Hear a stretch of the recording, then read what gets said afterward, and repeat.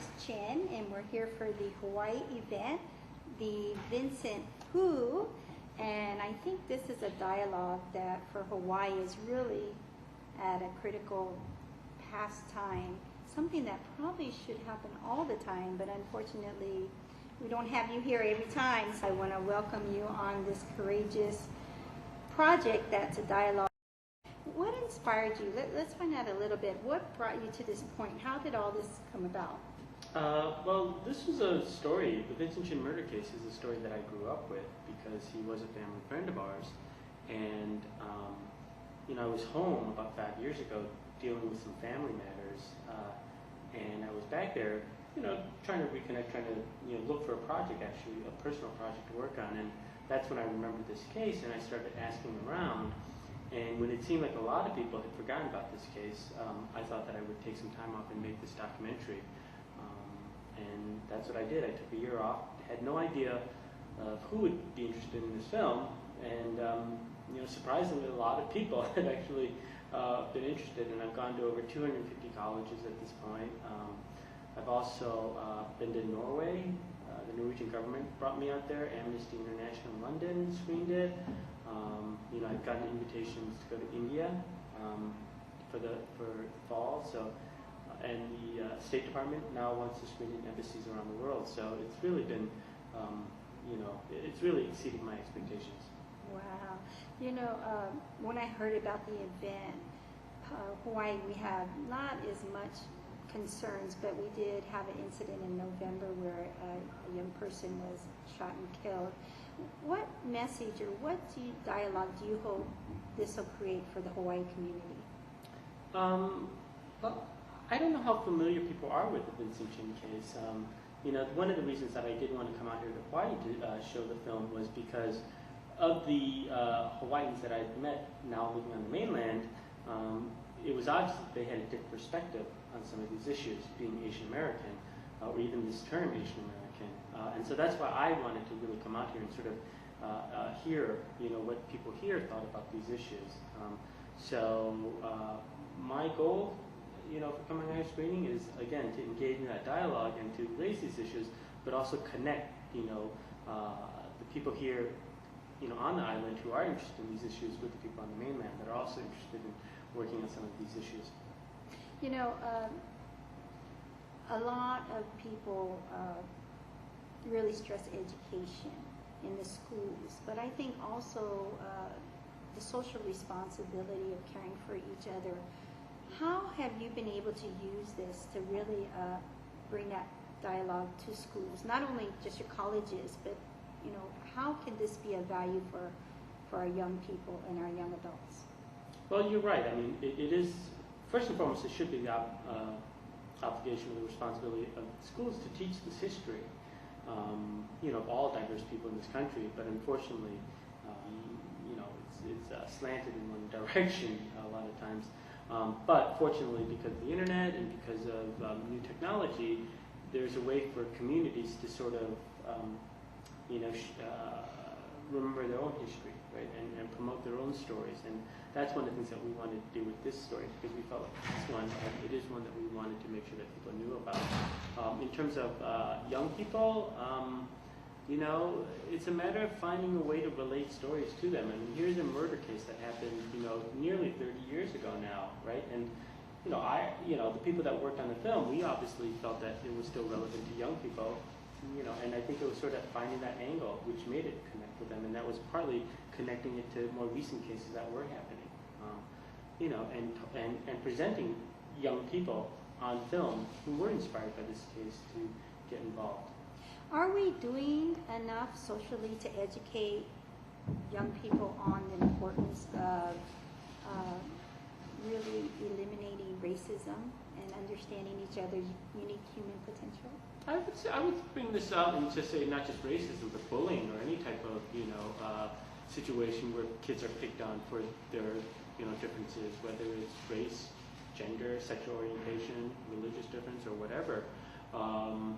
I think that we do need to become a little bit more sensitive about these things, and we do need to teach more, because obviously, not only are kids being picked on, but kids are also committing suicide, because of this woman.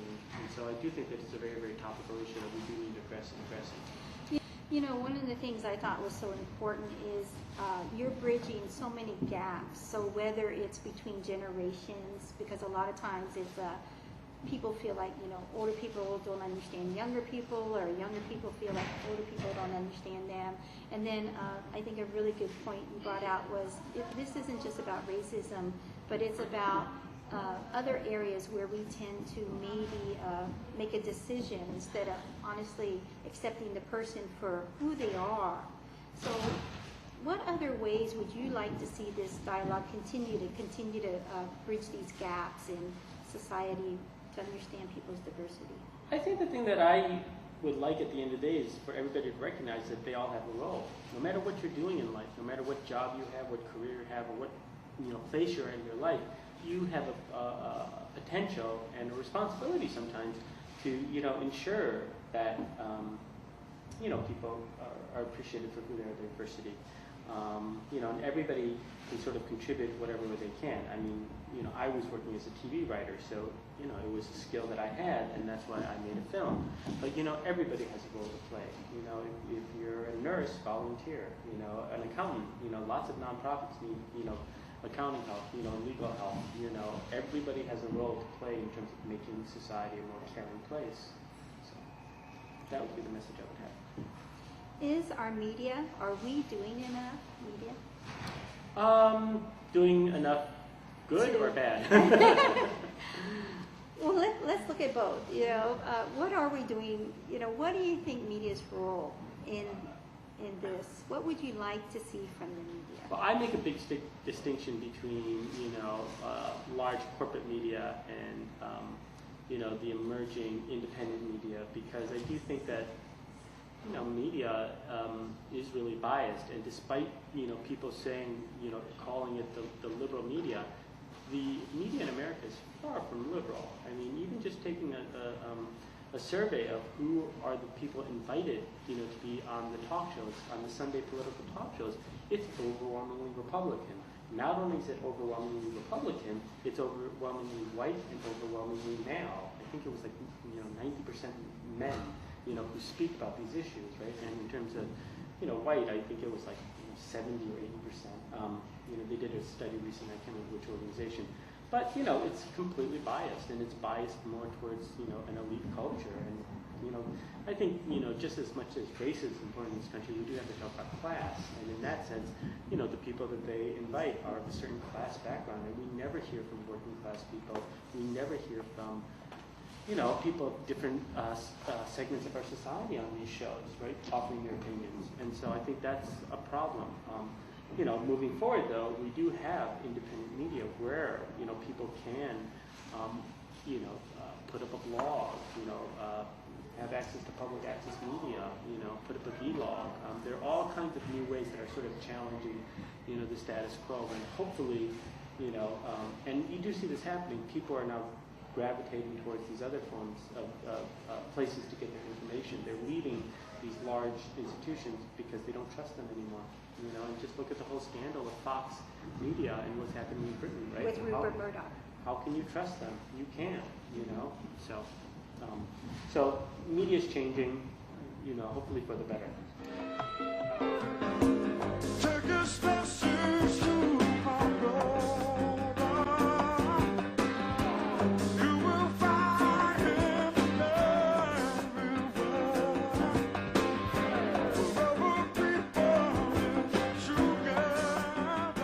Yes, I have one question, and thank you for this opportunity.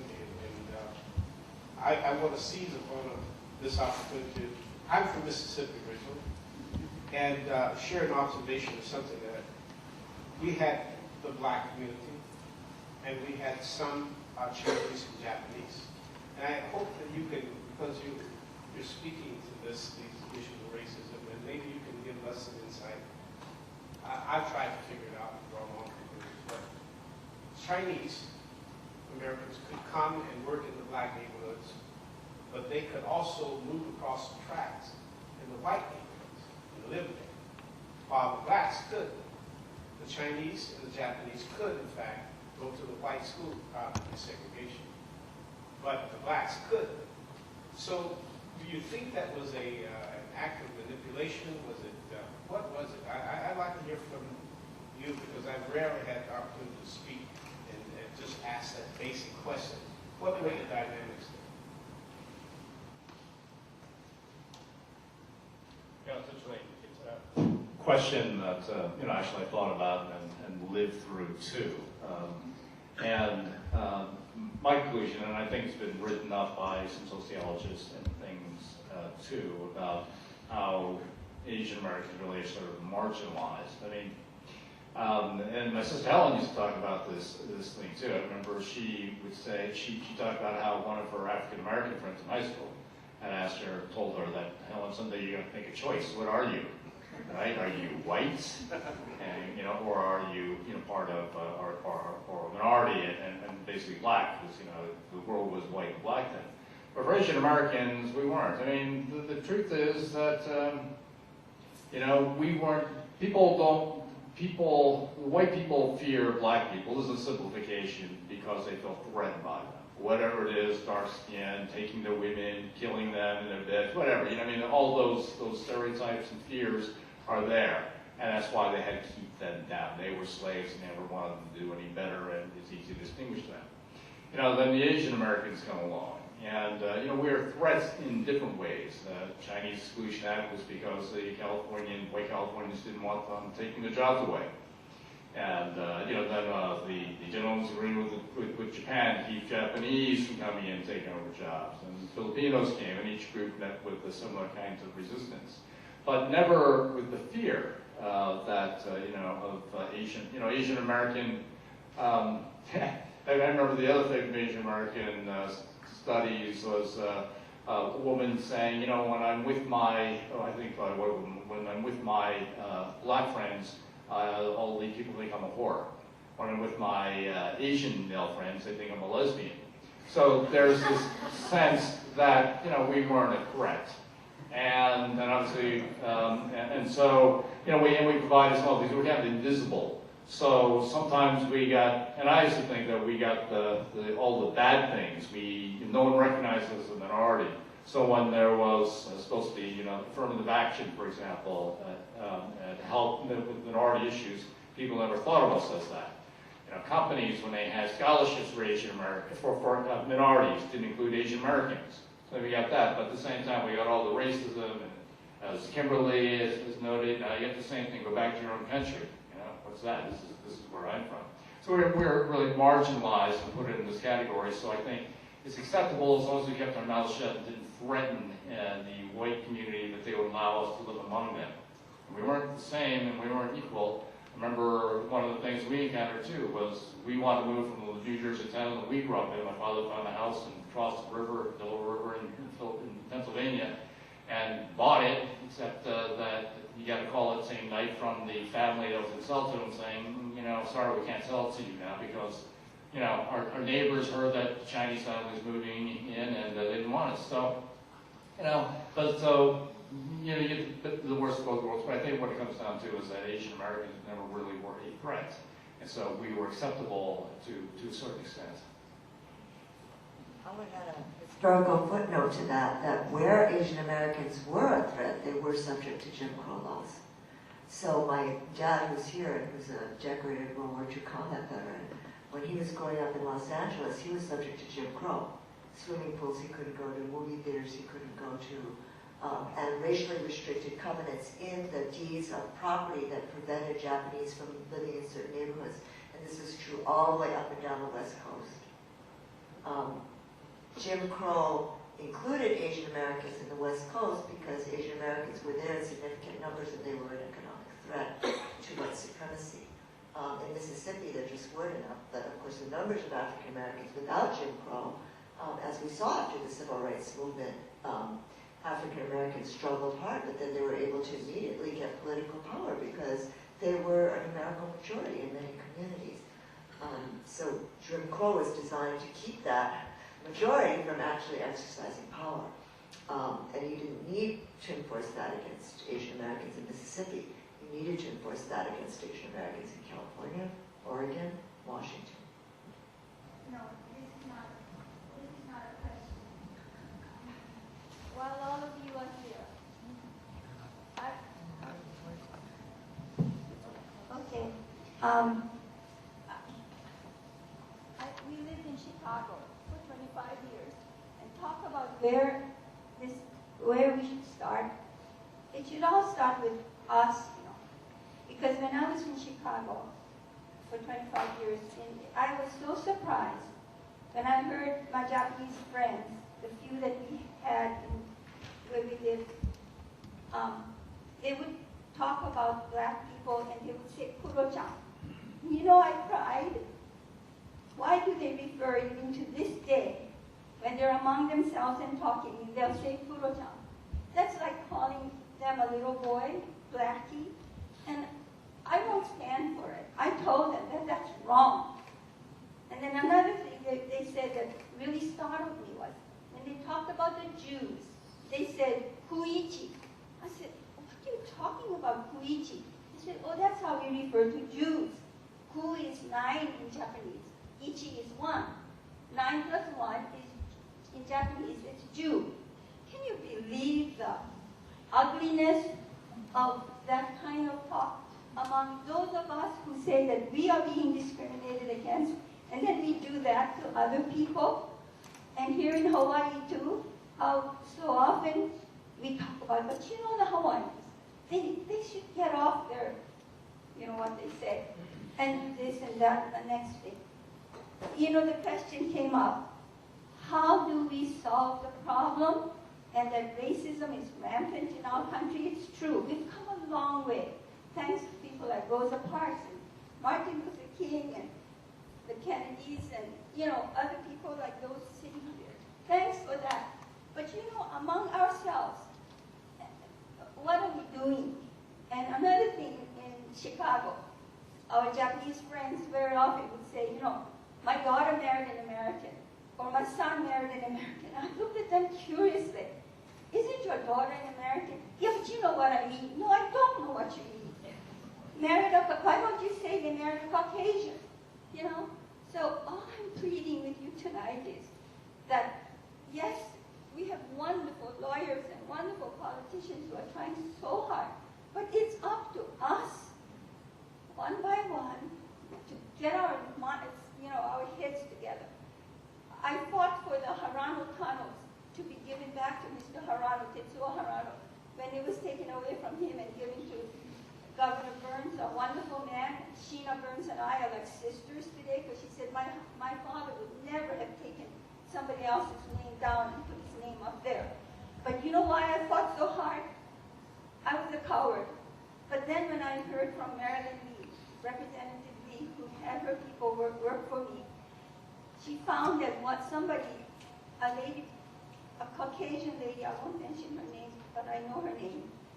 She's gone now. She lived in Kailua. And this Caucasian lady got up in the legislature and said that the tunnels that connected the Kaneohe Marine Base and Pearl Harbor, 2 places that Japan bombed, should not have a Japanese name. What do you mean, a Japanese name? Harano is an American name.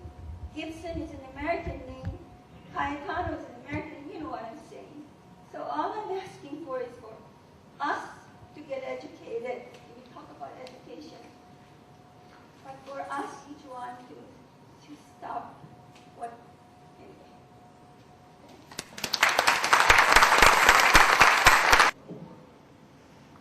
anyway. Thank you very much for this wonderful presentation, the opportunity for us to interact with you. I have a question about racism in general and where it stacks up in the grand picture of oppression. I'd like to think that racism is really just one dimension of oppression. That really what we're looking at are maybe two big dynamics. One is otherism. That whenever something is different from us, that we have a tendency to somehow want to push it away or otherwise keep it under us, keep it out of our way. The other is rankism. That when somebody has, as you said, privilege, power, that the tendency is to want to preserve that power. And if that means knocking down somebody, anybody, to demonstrate that I have power and I can keep you down, whoever you are. Whether it's because you're different from me because you're black, or you're white, or you're Korean, or you're Vietnamese, or you're Sikh, or you're gay, or you're transgender, whatever, that otherism and that rankism combines to form oppression. And does the focus on racism then tend to blind us to that broader dynamic? Thank you.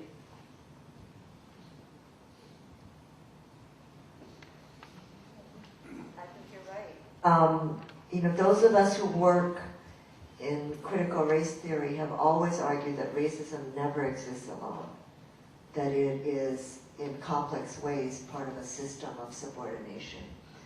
I think it's really interesting that you bring up gender, because that's such a classic binary in our thinking. And when we're forced into two genders and the idea that one is above another, that's something we all learn at a really early age. And I have always felt that that is part of the Vincent Chin case as much as racism. Where do guys learn that it's okay to pick up a baseball bat and smash the skull of a human being? I cannot physically imagine doing that. But there's something about how we are raising boys in this culture that makes that part of boy culture. And I think that gender policing is really dangerous when it links to violence and racism in ways that I think we haven't completely mapped out, but I think that it is a complex and intertwined phenomenon. I think since we're in Hawaii, the question we always have to ask, given Hawaii's history, is also the economic question. Who benefits when we're divided in this way?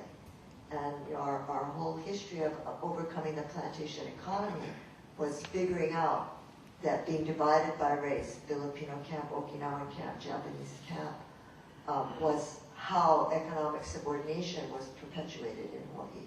And when the ILWU came in and said, we are all, they said brothers, but we are all kin, we're all brothers under the skin, that was when they were able to end economic domination in Hawaii as well. So I think you're absolutely right. We can't look at these as isolated phenomena. They are connected. We're getting up on 7:30. I just really want to ask, in November, right before APEC, we had our own, to me, I feel it was a hate crime, but no one talks about this. Can you guys address that? The murder down at McDonald's? Yeah, I think, there was a Secret Service agent, but he was off duty, but he was in the days leading up to APEC, and a local male, I'm not sure if he was Filipino, Hawaiian, but it was kind of similar. I mean, as far as the circumstances, he was at a club, a nightclub, and then I guess got into an altercation with this agent, and then similar where he was followed to the McDonald's on Kuhio Avenue, and then he was actually shot. The secret was packing a gun, and He was off duty. right, he was off duty. State Department, too. State Department, not Secret Service. Oh, State Department.